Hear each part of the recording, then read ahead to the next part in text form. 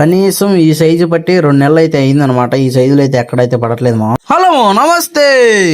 మేము పట్టిన చేపలను అయితే దారిలో ఉన్న ఒక బావి దగ్గర అయితే కడుగుదామని ఆపామన్నమాట. మావ ఇలాంటి బావిని అయితే నేనైతే ఎప్పుడు చూడలేదు. ఇవైతే కింద నుంచి నీళ్ళు అయితే పైకి పొంగుతున్నాయి అనమాట. ఇలాంటి బావిని మీరు ఎప్పుడైనా చూస్తే తప్పకుండా అయితే కామెంట్ చేయండి. మనకైతే 5 చేపలు అయితే పడినాయి. అయితే పక్కా ఒరిజినల్ నాటు కొరమేను మావ. ఈ 5 కలిపి ఎన్ని కేజీలు ఉంటాయో తప్పకుండా అయితే కామెంట్ అయితే చేయండి మావ. ఈ సైజు కొరమేను ఒక్కటి ఫ్రాగ్ కి అటాక్ చేసిన ఆ ఫీల్ అయితే వేరే లెవెల్లో ఉండిద్ది అనమాట. ఇంకా మనం అయితే వీడియో పోస్ట్ చేయకైతే 1 మంత్ అయితే అయిపోతుంది అనమాట మావ. ఇంకా మనం అయితే వాళ్ళకి 5 చేపలు పట్టాం కాబట్టి దాన్ని రుద్ది చేసి ఇంటికి వెళ్ళి కూర వండుకునే పని చాలా అయితే ఉందన్నమాట. మీరైతే వెళ్తూ like comment share and subscribe మాత్రం మర్చిపోద్దు మావ. ఇలాంటి కొరమేన్లు మీరు ఎప్పుడైనా పట్టారో లేదో తప్పకుండా అయితే కామెంట్ చేయండి. ఇంతవరకు మీరు ఎన్ని కొరమేన్లు పట్టారో కూడా కామెంట్ చేయండి మావ.